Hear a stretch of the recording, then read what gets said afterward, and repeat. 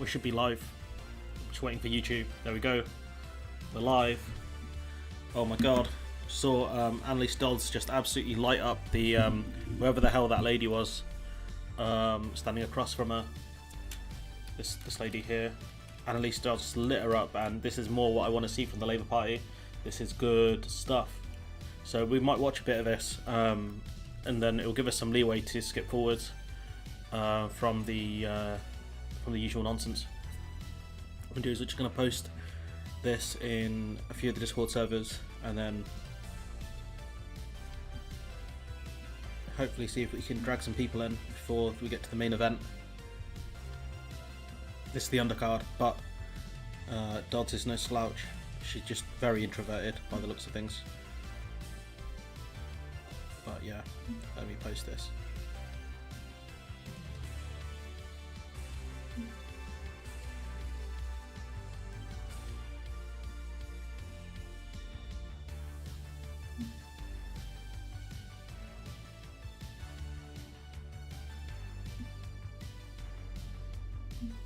Okay.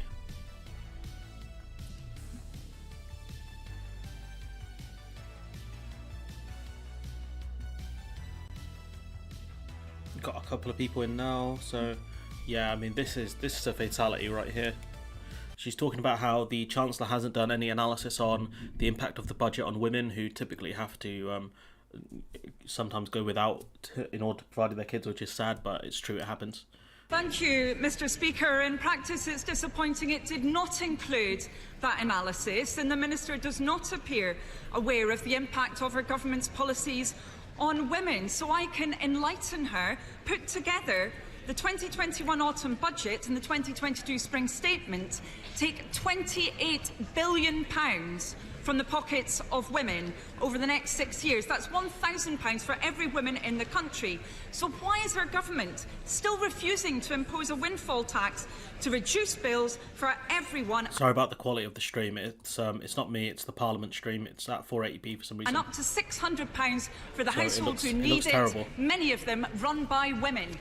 Okay, it's good. It's a good question. Mr. Speaker, I simply don't recognise the figures which the Honourable Lady is putting forward. It is not right to say that we're taking money out of the pockets of women. We have put forward a spring statement and a financial package that is looking after the interests of everyone in this country, because we look after people irrespective of their sex. No, you don't, bruv. So why are you lying for? Or gender, their race, and we look at people based on socioeconomic characteristics in particular, and those who are most vulnerable or disadvantaged. Dr. Luke Evans. Blatant lies there, awful lies, and the simple fact is they haven't done the analysis, because if they do, it'll show how bad they are. So yeah, shocking stuff here. Though, you know, the Conservatives will claim they care about women, but they really don't. They don't care about Mr. Speaker, anyone but the rich. I'm fighting hard to keep body image up the agenda. The Advertising Standards Authority have closed their call for evidence. The Health Select Committee has started an inquiry into this, and the Online Harms Bill has the chance to address body image. That being said, what action has my right honourable friend taken following the Women and Equality Select Committee report, changing the perfect picture and inquiry into body image? Mr. Speaker, I thank my honourable friend for his continued work on this important issue. As we all know, poor body image can affect lifestyle choices, physical and mental health, and is associated with lower confidence and lower aspirations. Why does she have a folder if she's going to read from an iPad? So we've been taking steps to ensure young people have the skills to keep themselves safe through our work. Brother, get off your phone. You're at work. On media literacy and understanding that the online environment is not always reflective of reality. Jill Furness. Thank you, Mr. Speaker.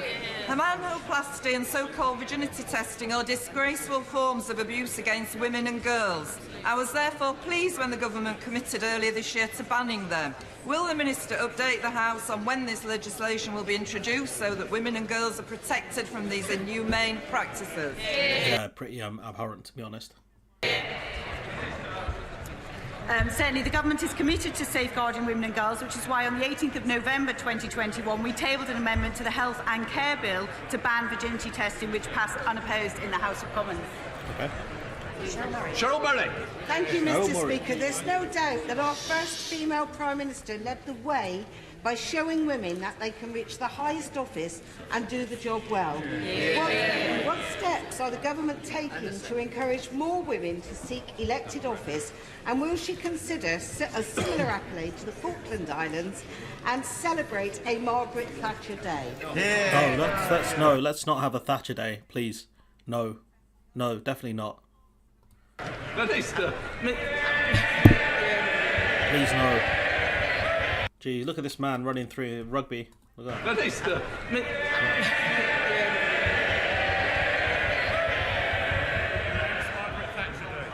He looks, everything he does, he looks like a mess, honestly. Mr. Speaker, I personally would be very supportive of a Margaret Thatcher Day, but I think that is probably more a question for the Prime Minister than for myself.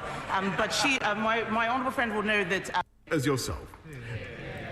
He's come out as a trans person, I think. Mr. Speaker, I'd like to thank Donna Ockenden and her whole team for the compassionate approach she's taken throughout this distressing review of maternity care at Shrewsbury and Telford Hospitals NHS Trust. Every woman giving birth has the right to a safe birth, and my heart, therefore, goes out to the families for the distress and suffering that they've endured. My right honourable friend, the Secretary of State for Health, will be making an oral statement this afternoon setting out the government's response. Mr. Speaker, this morning I had meetings with ministerial colleagues and others. In addition to my duties in this House, I shall have further such meetings later today. Gertie. Thank you, Mr. Speaker. While our focus is rightly on Ukraine, the Prime Minister will be aware of the great concern many people have across the Baltic states. So can he outline the role the Joint Expeditionary Force can play in countering Russian aggression and improving defensive posture for our allies in the Baltic? I think given how much Putin has struggled to take over Ukraine, I can't imagine him attacking Baltic states, especially as some of them are NATO members. I can't see that happening right now. Yeah.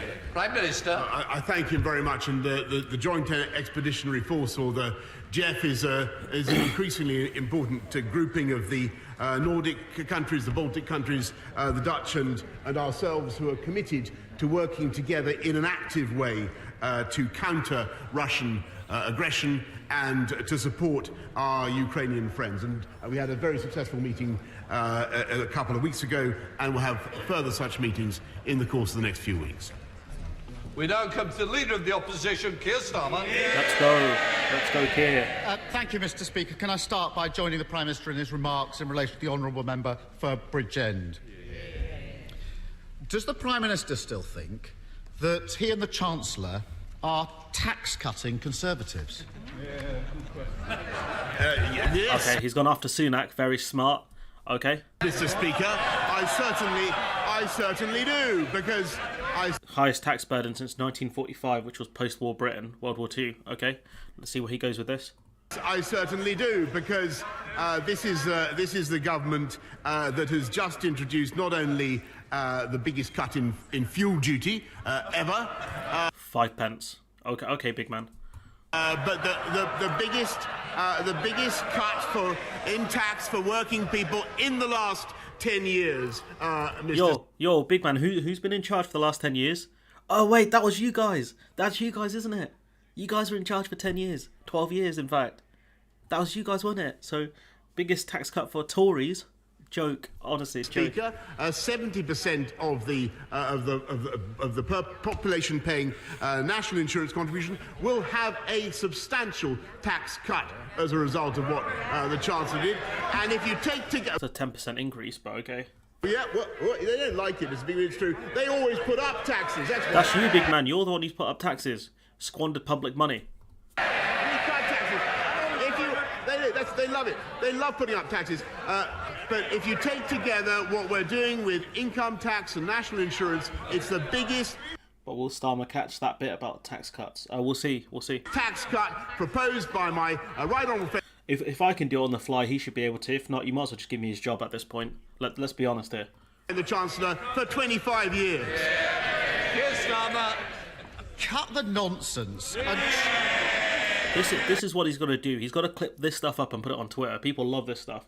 Get it out there that, this is not the party of tax cuts. This is the party of tax rises, especially for working class and middle class people. Let's go. And treat the British people with a bit of respect.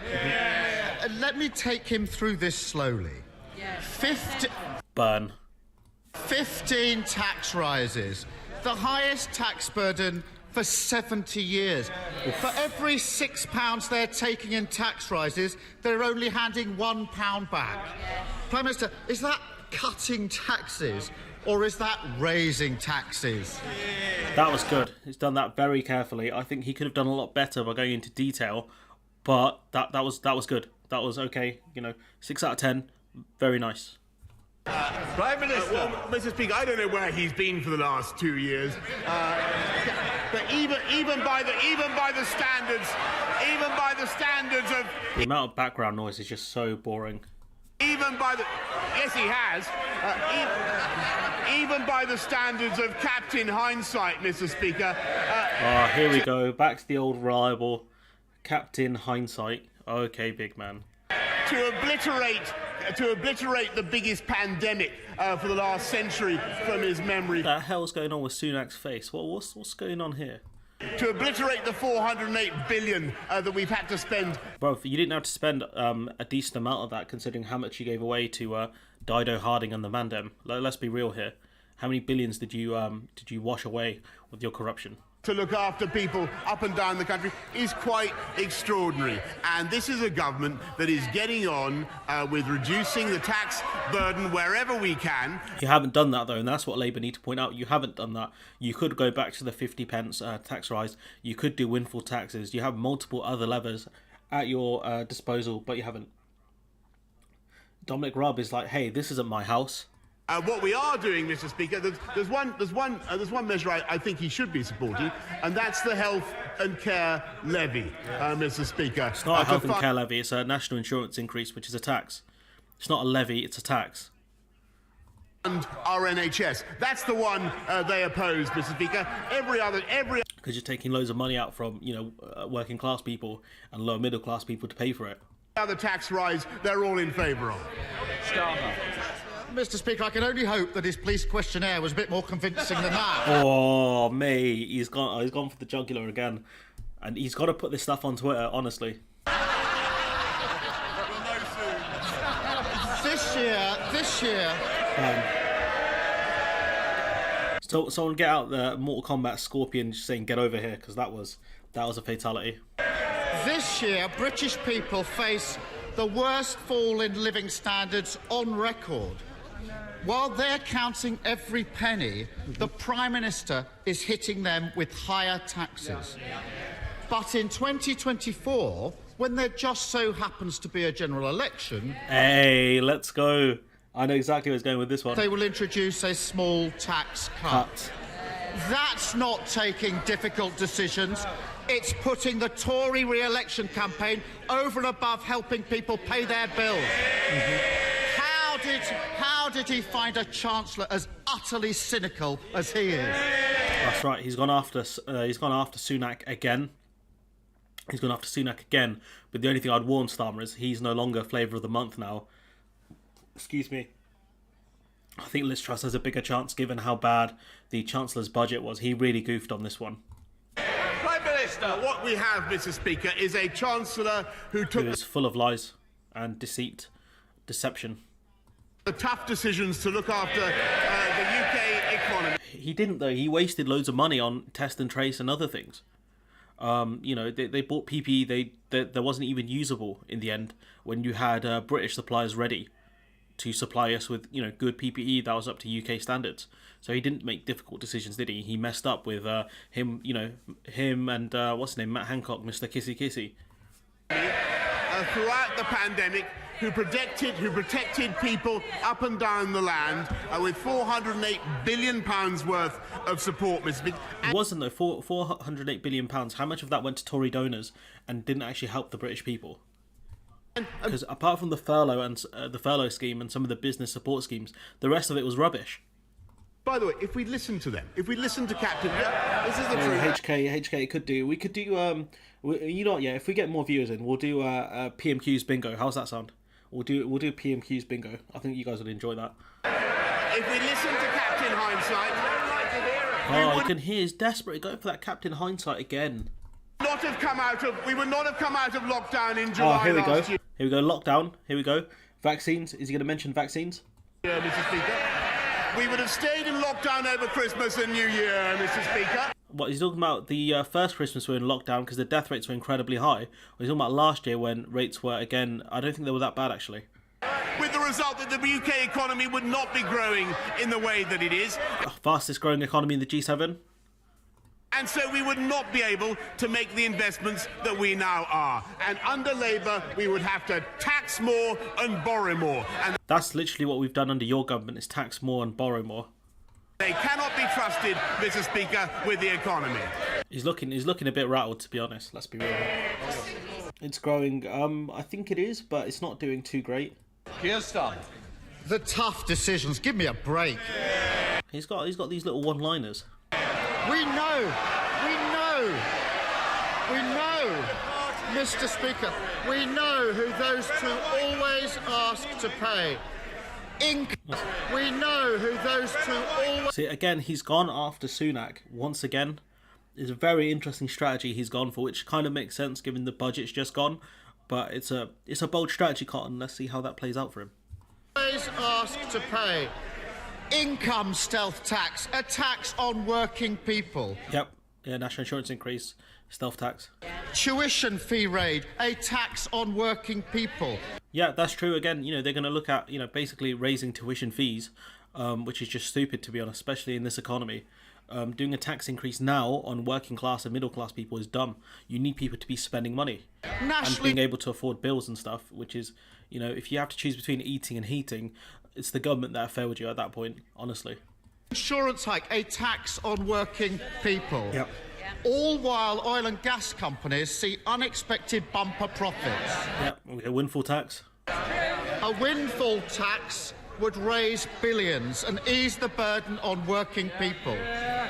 Mr. Speaker, the former CEO of BP, Lord John Brown, says a windfall tax is justifiable.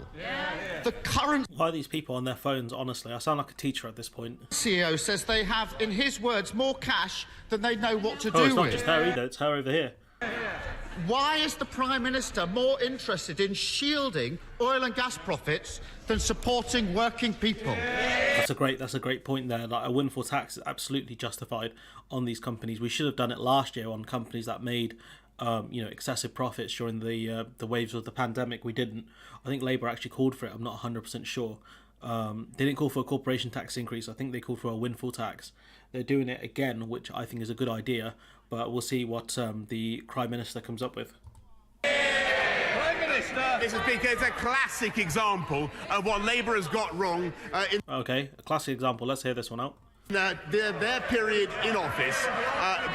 The oil and gas companies are now investing £20 billion, Mr. Speaker, in ensuring that we have long-term energy supplies. And I mean, should it be the private companies that do this, or should it be the British government that, invest in offshore wind and things like that? Should that really be private companies, or should that be the British government who do that? I remember the 1997 Labour manifesto actually said that there was no economic case for more nuclear power. We are now... You've had 12 years to start building more nuclear facilities, nuclear power plants. Now my man's going back to 97. He's going back to the year after I was born. I've had so much time, to live, essentially. That's how far back this man's going. What were you guys doing back in 97? Why all the references to working people instead of ordinary people? I think, and tell those Labour MPs behind to get off their phones. Yeah, it's embarrassing, honestly. They should not be on their phones at this time. We are now having to make good the historic mistakes of the Labour Party by investing in our long-term energy supply. Bro, you've been in charge for 12 years. You could have started building more nuclear power plants. In fact, companies have so little faith in the UK's nuclear power stuff, facilities, that you're struggling to get Hinkley Point C off the ground. Like, you guys have had 12 years. Can you stop going back to bloody New Labour, honestly? That is what we're doing. Everything that they are proposing would mean deterring investment, meaning higher prices for consumers and households up and down the land being worse off. Speaker, there we have it. They're the party of excess oil and gas profits. We're the party of working people. Here we go, boom. She's still on her phone. What is she doing, honestly? Mr. Speaker, talking. Bro, what is this? Honestly, what is this? Talking of parties, Prime Minister. He told the House... Oh, here we go, talking of parties. No rules were broken in Downing Street during lockdown. The police have now concluded there was widespread criminality. Ooh, okay. The Ministerial Code says that ministers who knowingly mislead the House should resign. Why is he still here? Hang on a minute. Hang on a minute. He's just changed his position. What? Sorry, Mr. Speaker. I mean, we do at least expect some consistency from this human weather vane. It was only Human weather vane? What was that? some consistency from this human weather vane. Is that the right language to use, Mr. Speaker? Honestly, human weather vane? It was only a week or so ago where he was saying that I shouldn't resign. He's got to make what is his position, Mr. Speaker? The Met must the investigators must get on with their job. But in the meantime, they should. In the meantime, Mr. Speaker, we are going to get on with our job. And what we are focusing on is tackling the cost of living, helping people. You do none of that though, are you, big man? People through the spike in fuel prices, the 'You're not doing that. 9.1 billion that the Chancellor has set out, but also, Mr. Speaker, I've mentioned nuclear power, I've mentioned tackling our energy supplies, which Labour totally failed to do. What we're also doing, far more important perhaps even than that, Mr. Speaker, we're tackling illiteracy and innumeracy in our schools. I think you should take some of those classes though, big man, because clearly you cannot count, you don't understand how time works. Especially since Theresa May, I think it was Theresa May that got rid of a lot of our gas reserves and things like that. So again, it's just this man, like, that's what Labour have to point out. You guys have been in charge for 12 years. You got rid of our gas reserves. You've made us more vulnerable to energy price spikes. What honestly, Starmer can come up with some good lines and some decent arguments, but it's his research team sucks, or he sucks. I don't know which one it is, but he has to start pointing out the systemic failings of the last 12 years. And I think we're investing billions in tutoring, Mr. Speaker. That's what we're focusing on, and I think that's what the people in this... We've actually cut trade programmes that were funded by the EU, the EU structural funds. Phil covered it the other day. I'm going to cover it soon. You've actually cut those programmes, so that's a bold-faced lie. Country want us to focus on. Here's Starmer. Look, there are only two possible explanations. Either he's trashing the Ministerial Code, or he's claiming he was repeatedly lied to by his own advisers and that he didn't know what was going on in his own house and his own office. Fun. Come off it. He was. They had parties at his house, but he wasn't invited. That's grim. That is. You'd have to be a very unpopular man for that to happen to you. Imagine someone having a party in your own house, okay? Or it was in number 10, for example. So outside your flat, and you weren't invited. That's jokes. Really does think that it's one rule for him and another rule for everyone else. That he can pass off criminality in his office and ask others to follow the law. That he can keep raising taxes and call himself a tax cutter. That he can hike tax during a cost of living crisis and get credit for giving a bit back just before an election. When is he going to stop taking the British public for fools? That's a good set of points there. It's true, because he is, on one side he's increasing taxes, and on it's two faces really, isn't it? Many faces, should I say? I'm amazed these people still wear masks given no one else in Parliament wears them. I don't know why they are. Mr. Speaker, this is the leader of the opposition who would have kept this country in lockdown. Oh, here we go again. Very boring points, which I don't think are even true. Made it absolutely impossible. He has zero consistency on any issue, Mr. Speaker. But one thing we know about is he would like to take us back into the EU and take us back into lockdown. What is this? Take us back into the EU and take us back into lockdown? No, the Labour Party won't do either of those. Like, what are you talking about? COVID cases are spiking now, though, so I'd watch out for that. Very good. Thanks to what this government has done, we have unemployment back down to the levels it was before the pandemic. I think that's not actually true. That's been fact-checked. I think they've said that's not true. The economy bigger than it was. I don't think that's true either. We have record vacancies, Mr. Speaker. That's not, having record vacancies is not a good thing. It means that companies need more staff, otherwise they're going to be not as productive as they can be. But that's as a result of a lack of training in this country, but also the end of freedom of movement. So that's not very good, big man. Between them and us is they want to keep people, Mr. Speaker, they want to keep people on benefits. We want to help people. That's not really true either. Into work, and that's what we're doing. You want to force people into jobs that they are overqualified for or should not be doing. You're offering people work opportunities, picking fruit. Like, okay, big man. In record numbers. They want to raise taxes. You're raising taxes, you dickhead. You're the one raising taxes.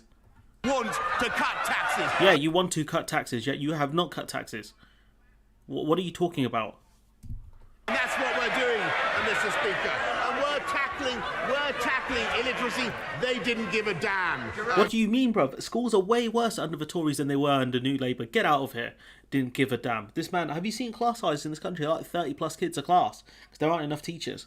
Honestly, the goal of this man. Mr. Speaker, we're getting on with making this country worse and a more intolerant place to live, whilst also paying a premium to live here.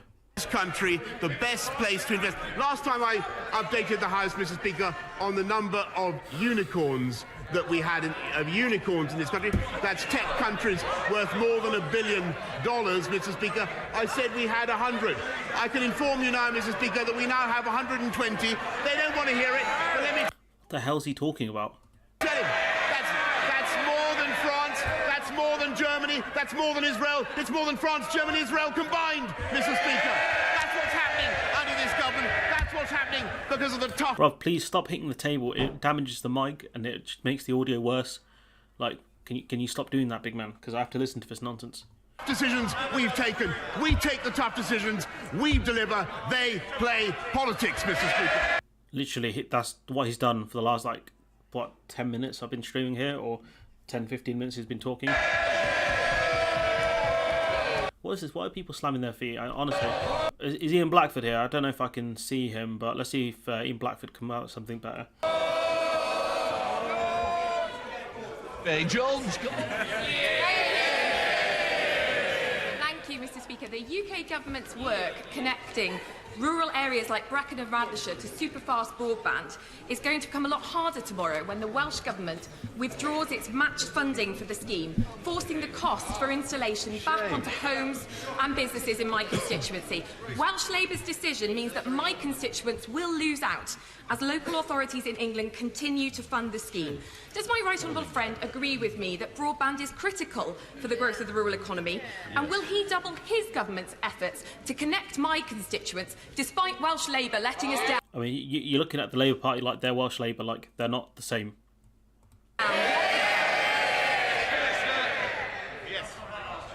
Yes, Mr. Speaker, and He loves questions like these because they're a tap-in. Spending £69 million already to support rollout of superfast broadband in Wales, and I wish that the Welsh Government had not withdrawn its broadband scheme, but we will do our best, Mr. Speaker, to make up the difference as fast as possible. We now come to the SNP leader, Ian Blackford. Let's go, Ian.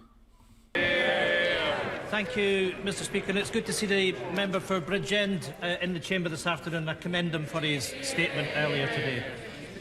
Mr. Speaker, last night, millions of families will have been desperately trying to figure out how they will possibly afford the £700 energy price hike that will hit them this Friday. Mr. Speaker, at the very same time, Tory MPs were gathering across the street for a champagne bash in the Park Plaza. We all know that the Tories partied during lockdown and now they're...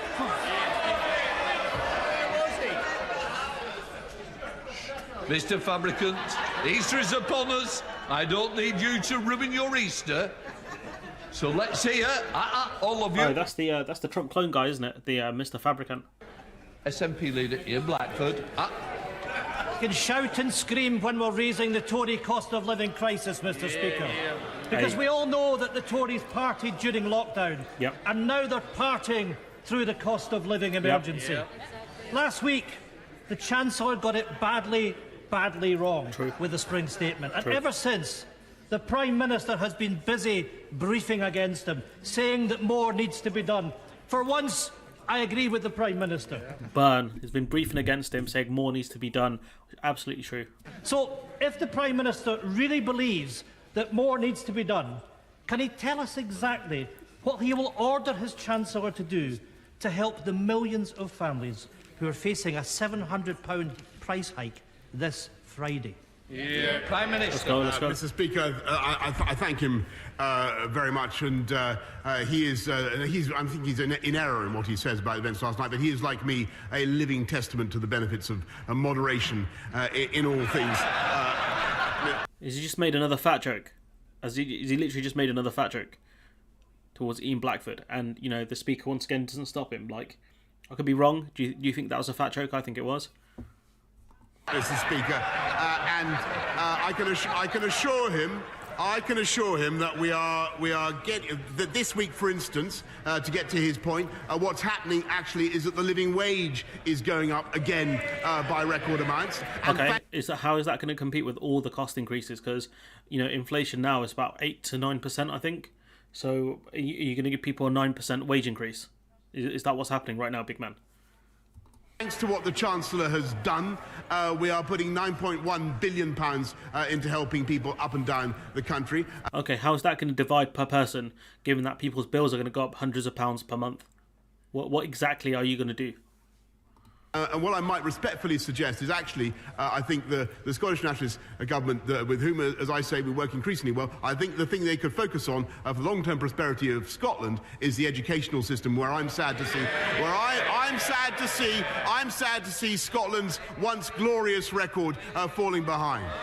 I don't know. From what I remember reading, it was a while ago that the education in Scotland is not doing as good as it really should be. But again, when Boris Johnson makes a claim, you've got to make sure it's true. So I won't go too much more into that. But I do remember hearing some stuff about that a few years ago.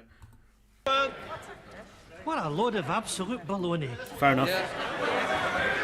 Mr. Speaker, the Prime Minister is dangerously out of touch.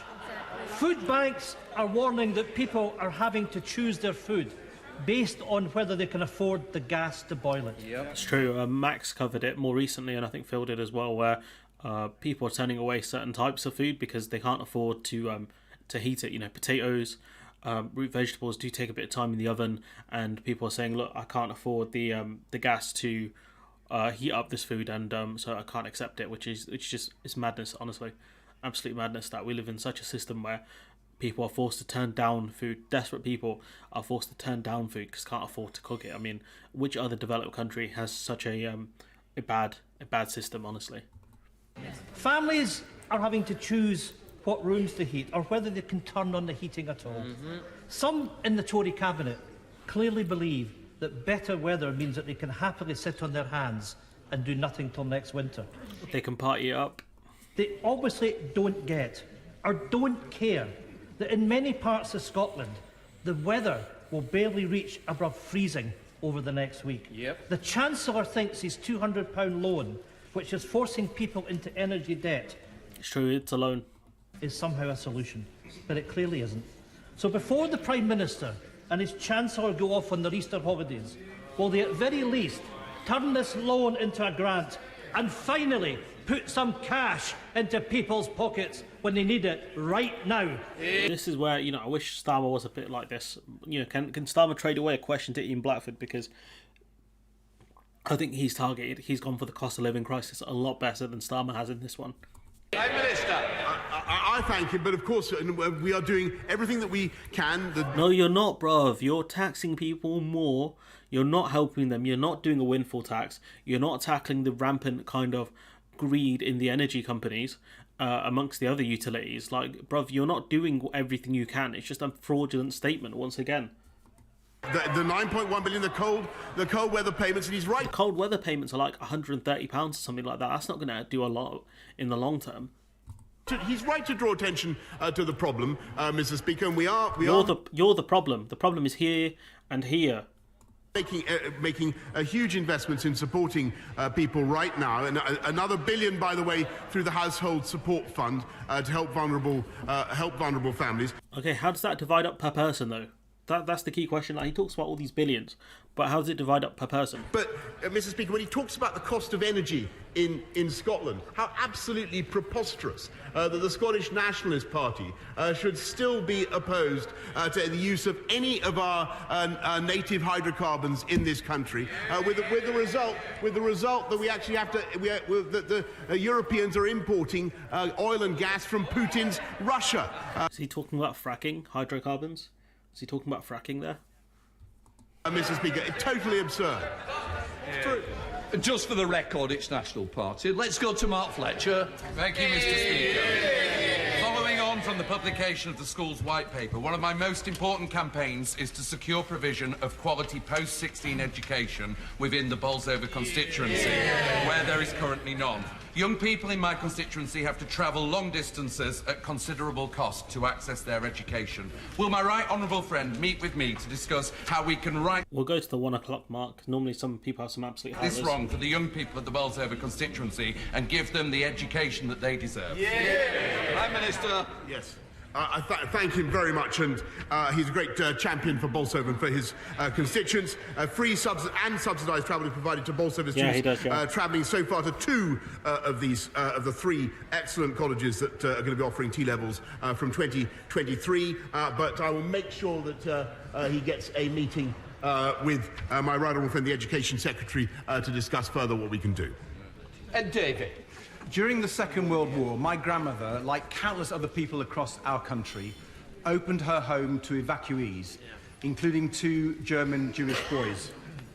Over 70 years later, the British people want to shelter desperate refugees again. 2 weeks ago, I was speaking to refugee families on the Ukrainian-Polish border at Medyka. Some desperately wanted to come to our country. One elderly couple told me, however, they'd been told that it was just too complicated. Now the government's own figures say the same.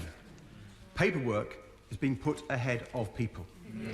Mr. Speaker, when wealthy businessmen from over 50 countries can come to the UK visa-free, why does the Prime Minister insist that a traumatised Ukrainian mother and child must first fill out a visa form?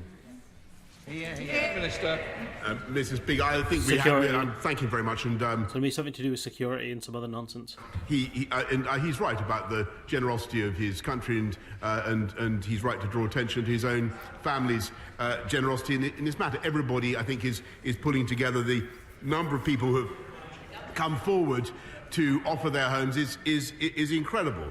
But I really don't think that he should deprecate what the UK is offering. We've already given 25,000 people have already got visas, Mr. Speaker. We are processing 1,000 a day, and there is no limit, there is no upper limit to the number that we can take. And this is a country that has already been the most generous in taking people from Afghanistan, the 15,000 under Operation Pidding, 104,000 applications from the Hong Kong Chinese. This is a country that is overwhelmingly generous to people coming in fear of their lives from... Yes, it is, Mr. Speaker, and so is this government. Johnny Mercer.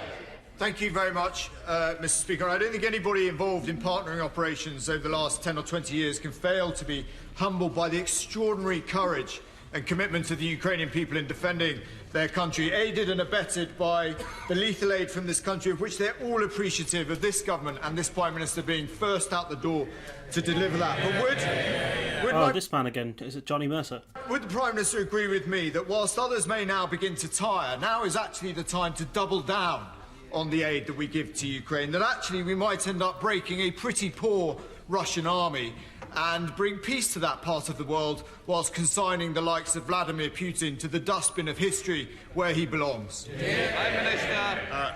Mr. Speaker, I think that is absolutely right. Thank him very much. I thank him for his own bravery in going to see for himself only the other day. But, Mr. Speaker, yes, it is right that we should double down on military defensive support in the way that we are. And by the way, can anybody imagine a Labour government, eight of whose front bench voted to get rid of our nuclear deterrent? Can you imagine? Yes, they did. Can you imagine recently? Can you imagine them doing the same? We will go on with that, Mr. Speaker. But what we will also do, and I hope we have the support of the opposition in this, is make sure that there is no backsliding on sanctions by any of our friends and partners around the world. And you, because Liz Truss said as soon as the war ends, you can lift sanctions. So again, you guys as well, especially since you haven't done a great job as is. In fact, we need now to ratchet up the economic pressure on Vladimir Putin, and it is certainly inconceivable that any sanctions could be taken off simply because there is a ceasefire, Mr. Speaker. That would be absolutely unthinkable, in my view. Thank you. Keep it on until this conflict is absolutely over, yeah. And even then, if they force take certain areas of Ukraine, I think you might have to keep certain sanctions on them. Mr. Speaker, households are experiencing soaring energy costs. We're in the middle of a global climate emergency. Against this backdrop, Norway can feed energy into our national grid at a cost of £1.36 per megawatt hour. France pays 17 pence per megawatt hour. Okay. Germany, the Netherlands and Luxembourg pay nothing to feed into our group. Can the Prime Minister then explain why Scotland's renewable sector has been punished with grid connection charges of £7.36 per megawatt hour? That's a huge cost difference between the other nations. Minister. Mr. Speaker, Scotland's renewable sector is leading the world, and I'm grateful to all the Scottish government for all the help and support that they are giving in developing that incredible resource in the North Sea. I think that there is also a role, by the way, for hydrocarbons as we transition, Mr. Speaker. But what we need to do is make sure that we have a grid.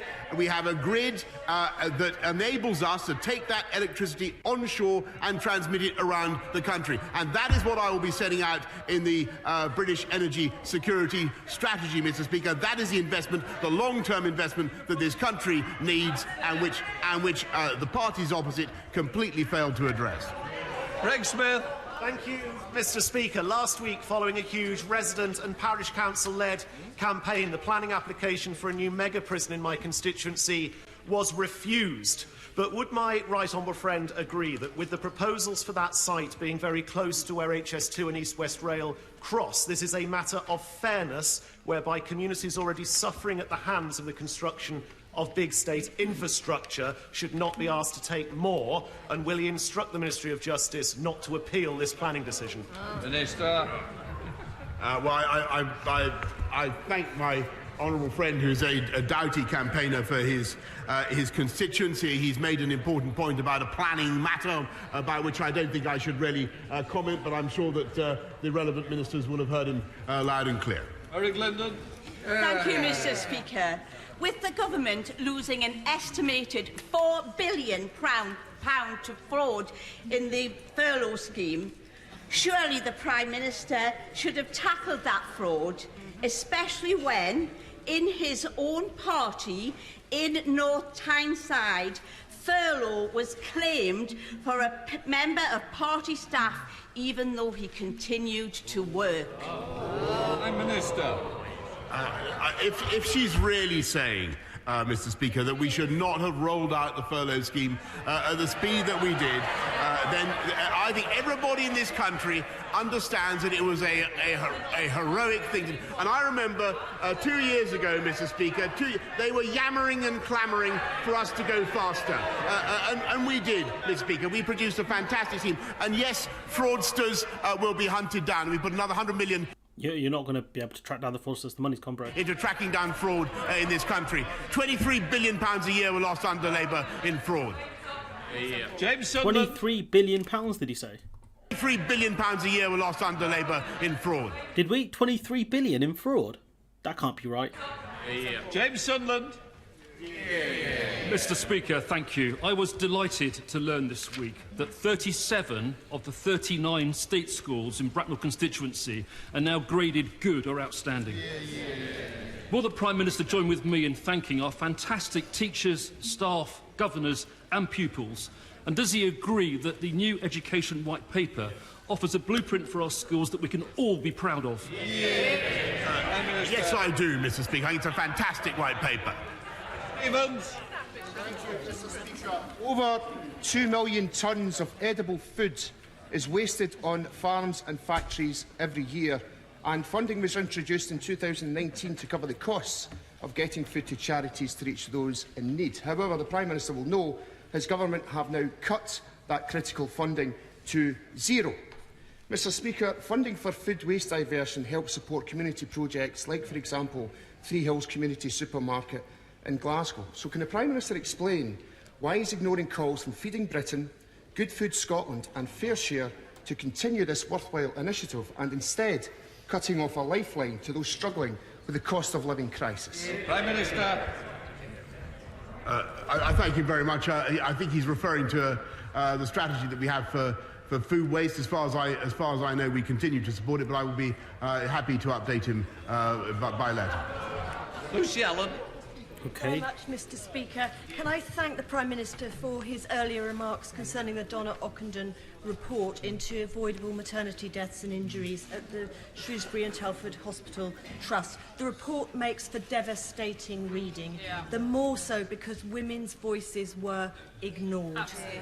My constituent Hayley Matthews begged staff for a C-section throughout her 36-hour labour, but was forced... Honestly, it's just... The situation at this hospital, I think in particular, I read a bit more about it. It's pretty horrible. Into a natural birth. Her son Jack arrived blue and floppy, and within hours of his birth, he tragically died. Damn. Will the Prime Minister join me in offering heartfelt sympathies to all the families affected, and also grateful thanks to the 1,862 women who shared their experiences with the Ockenden Review to ensure that maternity care is safer, kinder and more compassionate for the women that come after them? Prime Minister. I thank my honourable friend for her question. I think everybody will thank the women concerned for taking up the issue in the way that they have, and will extend our heartfelt sympathies to There should be some sort of inquiry into this, to be honest, as to what the hell happened in this hospital. The victims. We'll call it at 10-2. And their families for what they've suffered. It is very important that people get the answers that they deserve, Mr. Speaker, but also that we have the right approach to this issue in the future, and that's why we're investing very substantially in maternity services, and also, of course, very substantially in midwives and in our NHS altogether. Sorry, Chair. Thank you. Prime Minister, every day I hear from more and more of my Rotherham constituents who are struggling to put food on the table, to keep their lights on, to fuel their cars. The Office for Budget Responsibility estimates the government's measures will only offset falling living standards by a third. This is the biggest financial squeeze since the 1950s. Prime Minister, don't blame Ukraine. Don't blame COVID. This is down to your government's policies and your 100%. political choices. 100%. Sleep at night. 100%. They could stop this. They have the power to reduce a lot of this damage. They are choosing not to. Very interesting. I think that's Nadine Dorris sat all the way over there rather than here where she normally sits. Weird. Well, I do agree that people are facing a very tough time at the moment, and we've got to do everything that we... I don't agree with her analysis, but I think that the causes are certainly to do with the inflationary impact of the world coming out of COVID, and the energy price spike is at the root of it. And what we are doing, Mr. Speaker, is to help people with a universal credit, which we've lifted by £1,000. Help people with... Didn't they cut universal credit again though? Didn't they cut it back to what it was pre-pandemic? The living wage, which is going up now by a record amount, Mr. Speaker. How much is a record amount? Because inflation's at a record amount. It's at 8 to 9%. So, you know, if you're going to increase wages by 1%, you're not going to even dent it. You won't even make a dent. And cutting taxes on working people in the way that we are. But of course we can't do everything, Mr. Speaker, right now. And what we will do is ensure that we have a stronger economic performance and we have people in work. And the most important thing is that we have people getting into work now in a way that wasn't possible, and certainly wouldn't have been possible if we'd stuck to the policies that were proposed. Okay, you're saying you can get more people into work now than before, and then you're going to say, oh, Labour wants to keep us in lockdown, which they don't. Like, what are you talking about? By the Labour opposition, and that's why we have a strong economy, and that is the best recipe. Better to be off benefits and into work, and that's what we're doing. Neil Clark. Thank you, Mr. Speaker. One of my earliest campaigns was to reopen Stafford's Shire Hall, so I'm delighted that this iconic building is finally set to reopen this summer. So can I thank the government for providing £1.6 million in funding to create a hub for small businesses in the Shire Hall. But can I also ask my honourable friend to help regenerate the rest of Stafford Town Centre and our high streets to help level up the West Midlands and support our local businesses? Prime Minister. I thank my honourable friend for her fantastic work to reopen Shire Hall. She's a passionate campaigner for Stafford, and Stafford was awarded over £14 million lately, Mr. Speaker, through the Future High Streets Fund. Thank you, Mr. Last question. Speaker, my constituency has one of the highest rates of child poverty in the entire country, with too many already struggling between heating and eating. The government's recent real terms social security cut will now push even more families, children and pensioners into desperation. Does the Prime Minister agree that the biggest squeeze in household finances since records began does not come out of the blue, but is due to conservative economics and the notion that while some have the pleasure of partying, the rest of us should suffer? Prime Minister. No, Mr. Speaker, we're absolutely dedicated to levelling up across our entire country and making... Again, that's not true, is it, though? Because you've made cuts. Have I got the article up? Let's see... There we go. Post-Brexit funding gap sparks fears for EU-funded training scheme. So this whole levelling up thing is a joke. Whoops. Just didn't mean to open that. Leave that. So, I mean, it's a joke, isn't it? Making sure that we reduce poverty, and that's why I'm proud that there are now 500,000 fewer kids actually in workless households, 200,000 fewer kids. Yes, you keep talking about how you're getting people back into work, but given that people are struggling to live, clearly that's not enough, is it?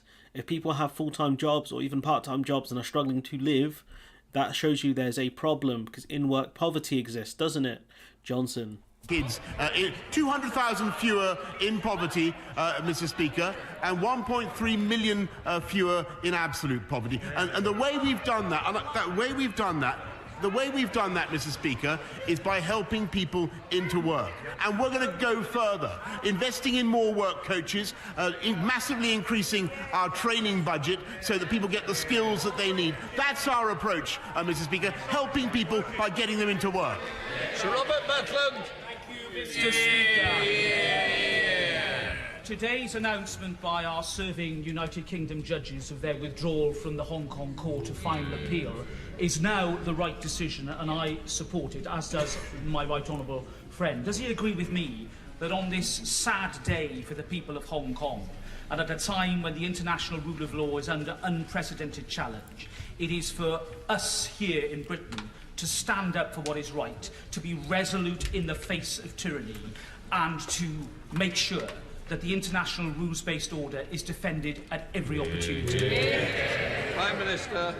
I thank my right honourable friend very much, and I know how passionately he's campaigned on this issue himself, and I can tell him that, and I want to thank the judges in Hong Kong's court for everything that they've been doing, but I think that they've evidently concluded that the constraints of the national security law make it impossible for them to continue to serve in the way that they would want. I appreciate and I understand their their decision. It is vital that we all continue to make our points to the Chinese, as I did in my conversation with President Xi the other day, about freedom in Hong Kong and about the treatment of the Uyghurs, and we will continue to do that. Okay. I mean, you haven't done a great job. Thank you very much, Mr. Speaker. Gas and electric prices and bills are through the roof. The just about managing are no longer managing, coming to surgeries, queuing at food banks. Last week, the government had a golden opportunity to tackle this. Why the devil didn't they take that opportunity to do something and relieve the pressure on our constituents? It's true. I mean, again, it's a great point there. That they had the opportunity through windfall taxes and other things. They decided not to do it. Mr. Speaker, I understand the pressure that people are under. No, you don't, bro.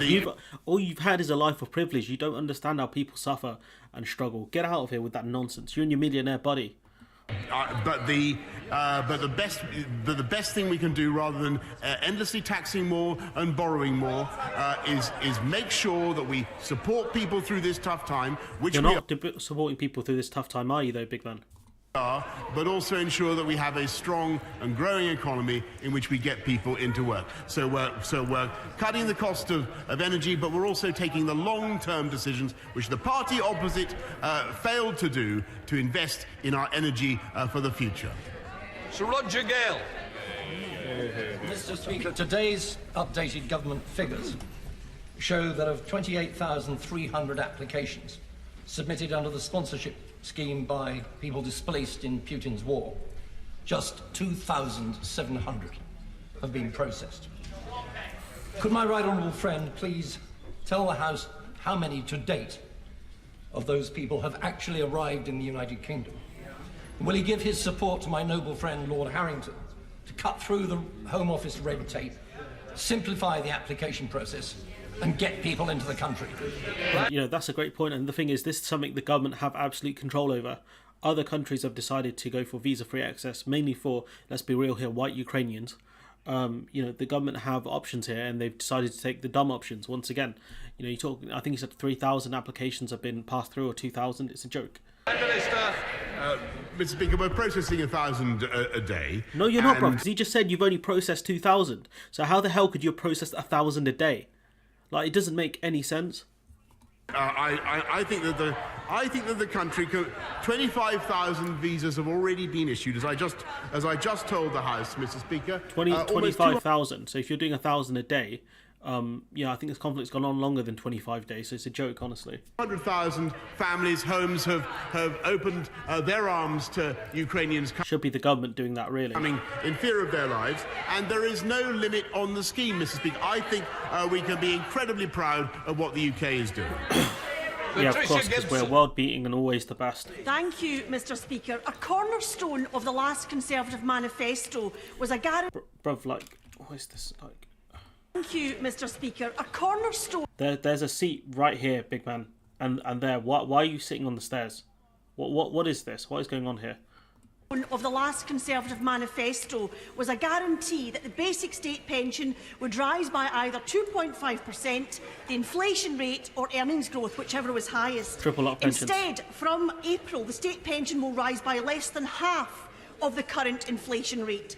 How does the Prime Minister explain this abject betrayal of some of the most vulnerable people in our communities who are squeezed by rocketing energy and food prices on the one hand and the miserliness of this government on the other? The Chancellor. Prime Minister. Actually, Mr. Speaker, what we've done is, through the triple lock, protected pensioners so that their incomes as a result of the triple lock are £720 higher than they would have been if we just relied on inflation. As it is, their incomes continue to increase. Forcing them into work through threat of sanctions, giving them jobs that are going to be in like the care sector and fruit picking, in two different things. What country was that opened up the cruise ships to house Ukrainian refugees? They will be fed what? With inflation, and they've gone up, Mr. Speaker, faster and further than those who are in work. We look after elderly people, and we always will. No, you don't, bro, because old people die because they can't afford to heat their homes. Like, you've gotten rid of the TV license for older people. Like, stop lying, man. Thank you, Mr. Speaker. On Monday, the Foreign Secretary agreed that we needed to expand our soft power capabilities in these uncertain times, and yet the government is imminently about to make a funding decision that may see the closure of British Council country operations and a reduction in its international footprint. Will the Prime Minister now intervene to ensure this doesn't happen, given that I know he understands and appreciates the important work the Council does? I'm very happy to meet my honourable friend on this issue, and he's campaigned on it many times. But I can tell him that the British Council, for which I have a huge regard, has received massive grant and indeed loans to allow them to continue their activities. Loans, if they're going to have to pay it back, it's not going to help, is it? Thank you, Mr. Speaker. You'll forgive me if I may start, but given the Prime Minister's preferences for both fancy castles and Peppa Pig, he's very welcome to come and visit Zog Playland at Warwick Castle this week. Who goddamn cares? What is this nonsense? Absolute nonsense, honestly. Zod Castle, what? In Warwick and Leamington, as across the country, cost of living crunch is really serious. Energy bills, as we've heard, looking to double by the end of this that's year. interesting. Food up 10 to 15% by year end. Fuel already 22% up year on year. It must be hard for the Prime Minister to stay in touch with financial reality, given that donors and friends pay for flights and holidays and many of his bills. Burn. And we also have a $200 million man chancellor. A $200 million chancellor who's so out of touch, he's Surely the Speaker intervenes here at this point. So out of touch, he's contactless. Oh man, well, I was a bit too harsh on this gentleman here. That was another burn. Speaker, the public believes. I mean, they should call it Rishi Sunak questions at this point. We will be sitting down. So please. I hope we've come to the end of the question. Prime Minister. No, I don't think he was finished. So out of touch is contactless. Mr. Speaker, the public believes the government... Shut up and be quiet. Behave yourselves. I hope that's the end of the question. I think the Prime Minister got the gist of it, because... Nah, bruv, why are you interrupting him? Honestly, just because the Tories are piping up. Absolute clown. I certainly am. Prime Minister. Can I say to the honourable gentleman, much as I admire his style, I think it'd be better as a sort of a light essay in The Guardian. What we're doing, Mr. Speaker, is tackling the cost of living by dealing with the spike in energy prices and making sure that we take the right long-term decisions to take this country forward, which right decisions that party opposite completely shirked. Leighton Saxby. And I welcome what this government is doing to help where it can with the cost of living crisis. But in North Devon and across the South West, we have a housing crisis that needs urgent action. Will my right honourable friend meet with me to better understand the severity and complexity of our housing shortage and potential steps the government may take? Prime Minister. My honourable friend is absolutely right, and she's right about the need to provide local homes for local people. And local homes for local people. You just need to provide more housing for people, man. Should I not go and buy a house in Devon because I don't live there, honestly? We totally understand that, and I'm very, and that's why we're building a record number of homes, by the way, Mrs. Speaker, in spite of all the... Is it you who's building the homes, or is it private companies building the homes and making loads of money off them? Is it you? Because you're not building more affordable housing, that's for sure.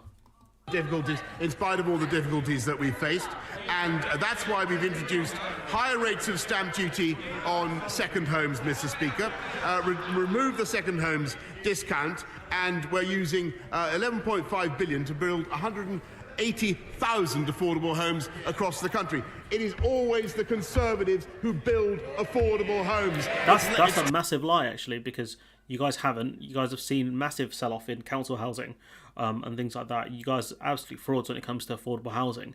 Like, the cost of housing around where I live now, it's gone massively up in the last about 10 years have gone up, probably doubled. honestly, since the crash. So again, I don't know what you're talking about. Housing prices are really high. It's hard to get a mortgage. So again, you're just lying again. True, and it's Labour who talk about it. You haven't. I mean, when Andrew Neil asked Liz Truss about how many affordable homes they built, the answer was 0. So again, fraudulent. Final question, Sir Oldie. Thank you very much. Yeah, we'll call it after this question then. Mr. Speaker, last Friday it emerged there had been an oil spill in Beverley Brook, a river which flows through Richmond Park to the Thames. Black waste oil and iridescence can now be seen along 13 kilometres of the watercourse, posing a serious threat to the fish and local wildlife. The Environment Agency are investigating, but they are understaffed and underfunded, while also... It's true, they have massive problems there. We've spoken about it previously. It can take years for them to investigate anything. You need regulators and investigative teams with a lot of staff in order for them to get through investigations way quicker and hand out fines better. Also battling against water companies over sewage discharge. More sewage, yep. Will the government commit to strengthening the powers of the Office for Environmental Protection, as the Lib Dems tried to do through the Environment Bill, so that it is able to hold the government and other public authorities to account over environmental damage in the same way the European Commission was able... Again, what are you doing on your phone? Yeah, Prime Minister. I know what's behind her question, Mr. Speaker. It's a desire to return to the jurisdiction of the Euro. No, it's not. You absolute mug. Like, everything with this guy's Brexit is, bro, people want clean rivers. There was a lord recently who spoke about how the fish in the rivers, they're not there anymore. They're non-existent because of problems upstream. You know, he's going to talk about the EU again. You know, you guys said we can have, higher standards outside the EU and blah, blah, blah. So why are they dumping raw sewage in our waters then? We have control over that now, don't we? We always did, but you talk about take back control. Control to do what? Pump raw sewage into the water. European Union. What we want to do is make sure that we use our landmark Environment Bill to continue to improve the quality of our rivers. And you've not done a good job over the last 2 years, have you? Because the sewage dumping is grim. I've covered it before. Raw sewage being dumped into waterways. Wildlife dying off. The microorganisms we need for the rivers to, to function, going off. It's just, I don't know. I need my ears. That's what we're doing. We'll just let the chamber clear before we start the statement. Yeah, I think, I've watched this before, right? And sometimes you get some good ones here. So let's see who's left. Report. This independent review was set up in 2017. This the health secretary talking about the stuff around the hospitals, which I might cover. It depends what the schedule looks like. You can see I've got a lot of tabs open. What's this? I can't. I need to get some glasses. So some Vision Express stuff, but not sponsored. Obviously, it's just they offer cheaper eye tests. But yeah, what I'll do is I'll leave the stream here. Let me know what you think in comments. If you watch this back later on for whatever reason, sorry about the lower energy. I had other stuff I had to deal with on the phone, with some birthday stuff, but he's not watching, so I can say it. But yeah, let me know as always what you think in the comments. Like, comment, share, subscribe. I've got a video coming out in less than an hour scheduled, so keep an eye out for that. Let's see what the old schedule looks like, what's coming out in an hour. We've got something on the Attorney General pushing on Johnson to invoke Article 16. She spoke about how she the article talks about how she gave legal advice to that effect. Anyways, the article kind of mentions it, and so what I've said is that what legal advice could you have given, because you're not on strong standing, based on my interpretation anyway. So I've rushed that one out a bit purely because these ones are this one's a time sensitive one really. Got loads of other ones, as you can see, that haven't been scheduled in yet. This one's a personal favourite. The Express hailing the Trade Secretary being invited to an event as a guest, and the Express saying, "Oh yeah, that's going to be great for a future US trade deal." You've got us being benched, essentially, the Americans saying it's not worth it. And there was another one with Richie Neal. Is that one here? I had his picture. Do I not put that up? Oh no, where's the Richie Neal one? There he is. Richard Neal saying, as long as the Good Friday Agreement's in jeopardy, you will get no trade deal.